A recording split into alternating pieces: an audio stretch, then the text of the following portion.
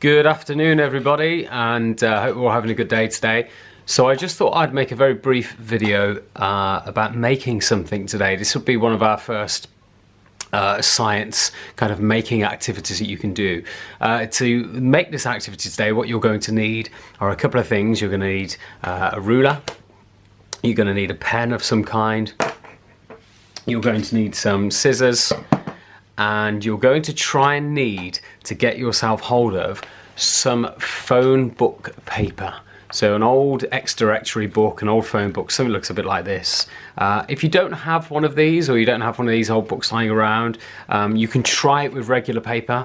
It works better with this type of paper, but you can still try it with regular paper. You can of course try using tracing paper, crepe paper, whatever paper you've got hold of in your house. It might just work for this, but the best type of paper to use is definitely this phone book paper that we've got here. So you're also going to need a template to make our activity today. Now the activity we're going to make today is something called a Tumble Wing Glider. This is something that when it's finished looks a little bit like this, and at the moment it doesn't look very impressive. It really doesn't, but I can assure you that when you see it in action you'll be quite surprised by what this actually is and what it actually does. This basically is mimicking an aeroplane wing, and we're going to use this design today to help fly this aeroplane wing and watch it tumble through the sky. It's incredibly mesmerizing when you see it falling away from you. It's really simple to make, and it just requires a couple of little things that you might have lying around your house already. There's lots of physics involved in this, of how this device actually works, and for something so simple and so easy to design as well, it can bring many minutes of fun to any child's life and even an adult's life as well. So there's several ways that you can make one of these Tumble Wing gliders. I'm going to put a link in the description below this video to a template, and the template looks like this. So you can download this template, it's free. You can print it out at home. There are 3 Tumble Wing Glider templates on here. It even gives you instructions on the templates itself on how to make this and how to fold it. But I'm going to use this video now to go through how to make one and give you a realistic kind of breakdown of what it looks like and the journey that you have to go through in order to build it.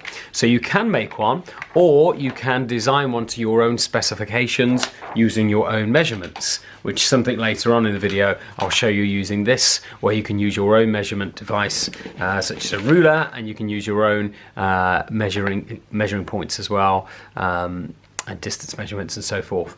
So we're going to use, to start with today, this one, the template that you design and you download. So if you fancy having a go on this as an adult, that's fantastic. I would suggest perhaps trying it first and then maybe sitting down and having a go with your kids and see if they can get them to work as well. So let's give it a go, what we're going to start with and what we're going to need. So I've already cut out one of my templates. So this is one of those templates from the document you'll see below this video later on. So I've pre-cut this out. A little tip, really try to cut close to the lines as possible. So when you're chopping this out of the bigger sheet, try and get really close to the edges when you're cutting, and the better that you can do that, the smoother those edges are going to be. And it does make a difference, because this is an item that we're going to drop through the air and it's going to fall through the air, and so we're really trying to avoid any jagged edges, poorly sort of cut edges along the side. We're trying to get real smooth straight lines where possible. So I've got my template, which is there, and what I'm now going to do is take a sheet of phone book paper, any page will do, and I'm going to just tear out one sheet. Now this part doesn't have to be incredibly neat. As you can see, it's not neat at all on the edges. I've completely produced a really rough piece here as well, but that's okay. I'm now going to take my phone book, get rid of it because I don't need it anymore.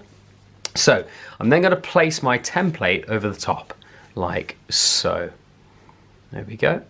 And I'm going to do my best to draw around it. Now, I've already done this to my left, but I'm going to do this again just to show you how straightforward it is to do. Now, there's several ways you can do this. You can, of course, use a ruler and place it on top of the template and try and use your ruler as a kind of a guideline with your pen. That works really well. But I also find that simply just pressing down on the paper itself is usually good enough. So I'm just going to start at the top here, and I'm just going to follow the line of the Tumble Wing Glider itself. So I'm going to keep doing this. Okay, I'm just going to keep pressing on the paper, so as I move my pen down, that's alright, you can take your pen off if you need to, that's okay. and I'm going to keep coming down. Don't worry about if you draw on the actual Tumble Wing Glider itself. We're not going to use the paper template anymore. We're only going to use it to draw around. Okay, so I'm just going to sketch along the bottom part as well here. I'm going to move my fingers around so it's easier. Trace up here as well, and then this big line up here, like so. Okay.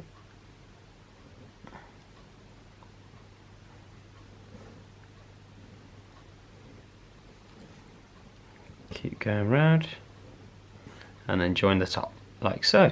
Okay, so I'm going to remove the template now, and what we're going to notice is that there are lines inside of the template as well. You can see there's a line here, and there's a line over here, and there's two straight lines going across the top and the bottom as well. Now, these lines here, the left and right lines, they're not so important to copy.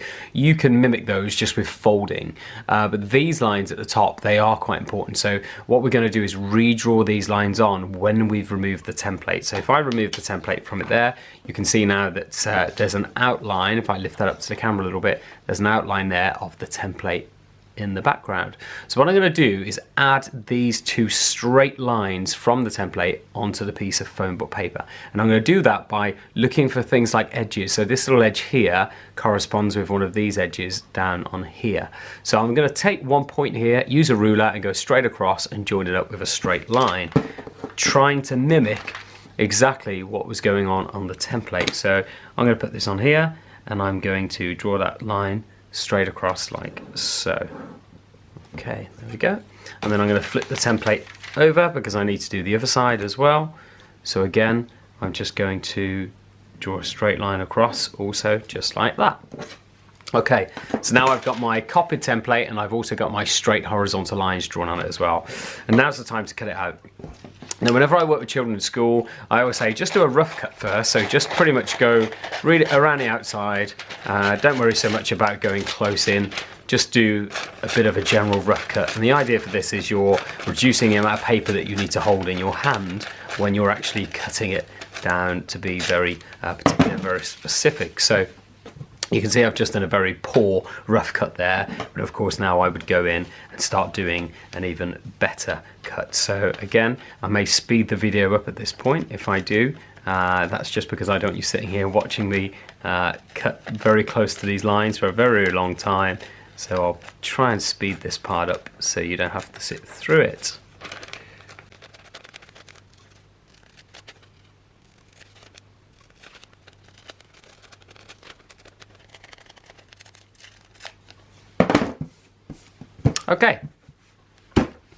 Okay, there we go. So there's our template cut out. You can see it's very similar to the one that we started with here. You may need to go and make a few adjustments to it, but that's absolutely fine if you do. Okay, next part. This is the folding stage. This is the real make and break of the tumbling glider. If you can fold this correctly, it's brilliant, but often it's the folding that really lets this glider down. So it's a little bit of thinking along the lines of paper aeroplanes and origami.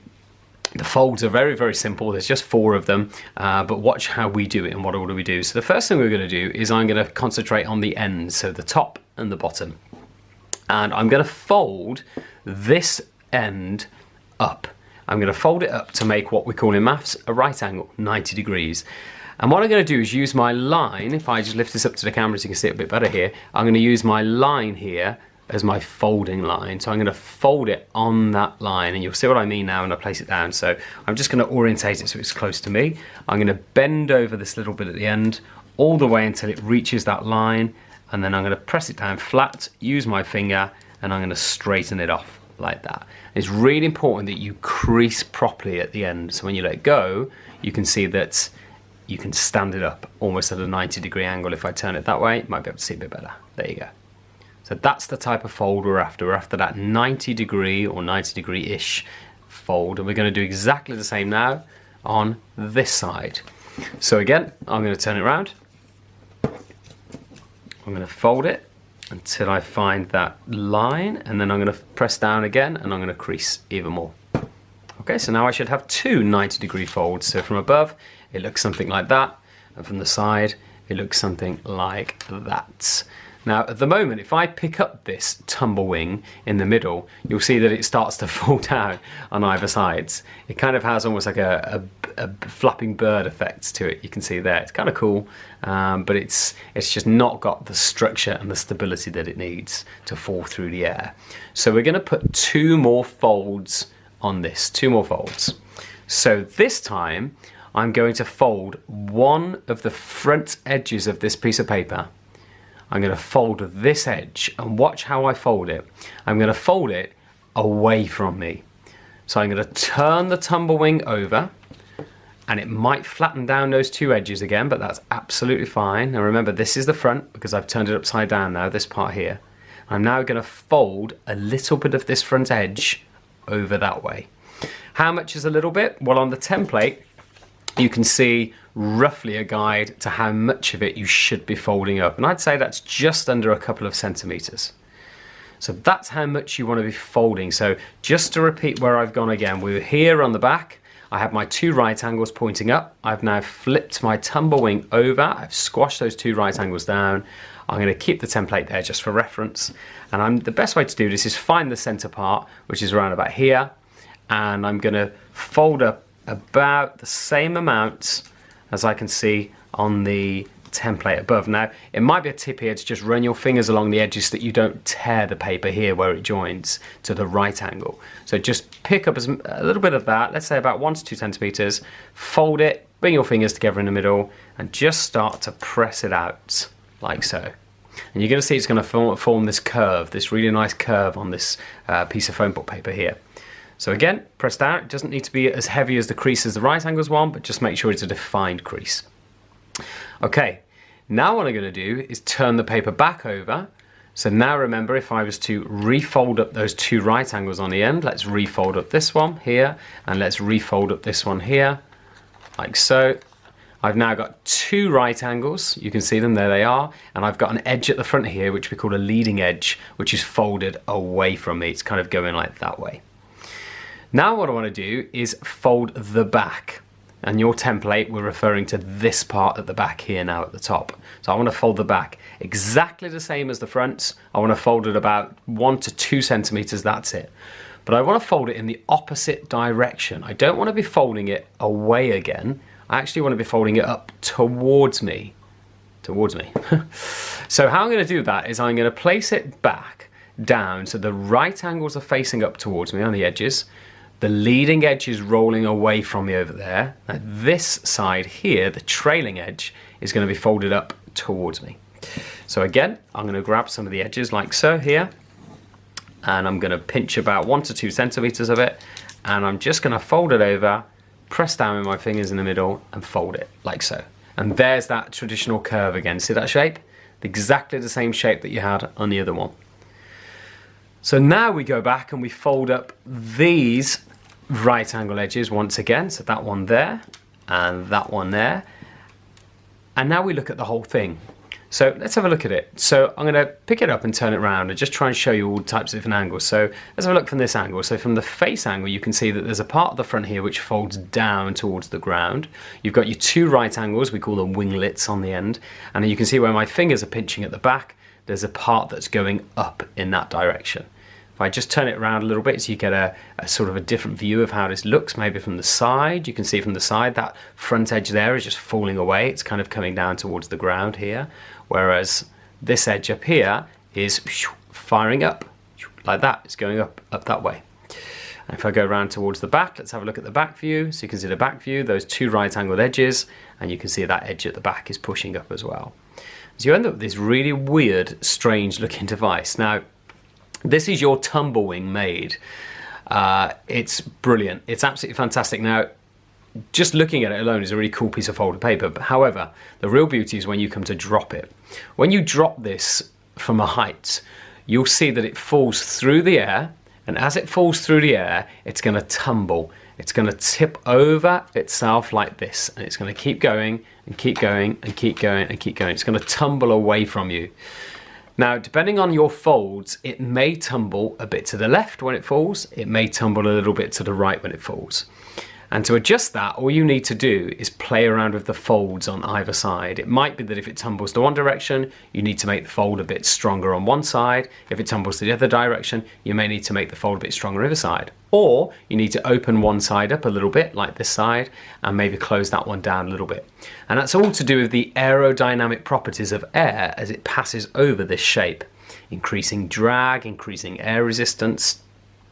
If you are interested in how air passes over this shape here, we don't really have an aerofoil shape, but there's a little bit of aerofoil science going on here with the way that wind moves across this surface and then up the top and over the back again.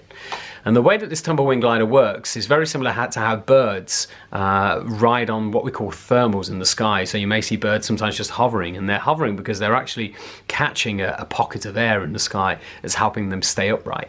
And this is exactly what this Tumble Wing does. Except that as it falls through the air, that air passes over those different sides and it causes one side to tip down and one side to flip up, which causes that tumbling action to happen. Now you probably won't be able to see this very well on camera when I drop it. Oh, kind of. There you go. You kind of saw a little bit of it here. I've got another one over here, which I made earlier. So this was the first one I mentioned. I'll try and tumble that on you again. But what I'm going to do now is change the camera angle and show you in my living room how it looks if you drop it from a height and what it should look like as it tumbles away from you. Oh, that wasn't too bad as well. I've had good luck here. Now, just before we change the camera angles, let me just show you this. Earlier on, we talked about making smaller ones. These templates allow you to make large Tumble Wing gliders, and they're great. If you make one, your friends make one, your kids' friends make one, you've got yourself 4 or 5 tumbling gliders. They can all be flying together, interacting with each other as well. But in my experience, I've also found making smaller gliders sometimes is a little bit better, a little bit easier to control as well. So I've got some measurements here, and I just thought I'd show you those measurements on camera if they can pick them up. So I've designed a Tumble Wing here that's 10 centimeters by 2 centimeters, and then I've just added my 2 ends to my shape here as well, and I haven't cut that out. You can see that it's here. It's just been put into a rough cut, so a neat cut needs to be done, but I could make a much smaller tumbling glider compared to the traditional size tumbling glider here. And you may ask, you know, what's the point in that? Well, experiment. Try these things out. Try seeing if a bigger glider travels quicker through the air than a smaller glider does. Is the bigger glider easier to control? Does it travel more in a straight line compared to the small glider? Or does the small glider travel better in a straight line compared to the big one? So remember, trying to get children to think about those 5 strands of working scientifically. Observing changes, changing one variable and seeing what that does. What happens if I just bend one side of my tumbling glider at the top and then drop it? What does that do? What happens if I make it not out of phone book paper but out of tracing paper or normal paper or paper from an old book or a magazine? How long does that affect how long it flies through the air? A great science investigation would be to drop these tumbling gliders from the same height and use a stopwatch to time how long it would take for those gliders to fall towards the ground. Perhaps even using something like the slow motion function on an iPhone and filming the glider falling through the air and measuring glideability. How well does it fly towards the left or to the right? And then there's one really interesting addition to all of this, which is learning to fly with your tumbling glider. Yep, you did hear me correctly, learning to fly with your tumbling glider. There is an ability where you can walk along with your glider using a board to help create a bit of uplift and helping your glider to continue flying through the air. Now, it's not easy. I've just about managed to master doing this at school, and I know some students are really eager to pick this up as a skill, and that'll be a video which I'll share later on, perhaps in a comment underneath this one, just to give you a bit of a challenge to try and do it as well. But for now, enjoy having a go on these tumbling gliders, watch them fall through the air, and have a think about some kind of a science activity that involves using these gliders and seeing what they can teach us a little bit about physics and about the world all around us. Okay, we're going to jump over now to watching some of those gliders in action. Okay, so here we are with our tumbling glider. Now the trick here is to try and pinch it in the middle at the back. So right in the part that points up. So the lifting edge, the trailing edge, if you remember, I showed you, looks a little bit like this. That'll be the front, the bit pointing down, and then the bit at the back is the bit pointing up. So you would hold it in the middle. Now you can play around with that, obviously where you decide to hold it. In my experience, holding it in the middle, making sure those winglets are folded in as well, is the best place to hold it. So I'm going to hold it like this. I'm actually going to point it a little bit down. I'm not going to let it go straight. I'm going to angle it down just a little bit bit when I drop it. So I'm going to try a few little test flights now and see where this goes. Hopefully it picks it up on camera. So here goes for our first one. Here we go. Brilliant, that looked really good. Let's try another. Okay, same again. So again, I'm just going to hold it in the middle. Might drop it a little bit higher this time so you can get more flight time on the camera. Here we go. Brilliant. Fantastic. And we'll do one more for good luck. Here it is. So we're back again. Might give it a little push this time. 3, 2, 1. Fantastic. Brilliant. Happy building, guys. Hope you enjoy it. Please let me know how you get on with this and post any comments below in the video stream. Have a good day. Okay, so I thought I'd show you some bonus features of what I said earlier about being able to fly with the glider as well. It's not terribly easy to do in my small living room, but I'll give it a shot. I've got a board, I've got my glider. I'm going to scoop up some air with my board as I walk along with my glider. Let's see if we can get it to work.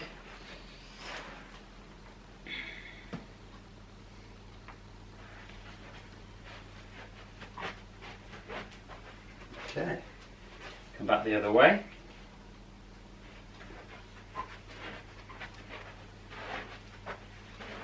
Yes, awesome.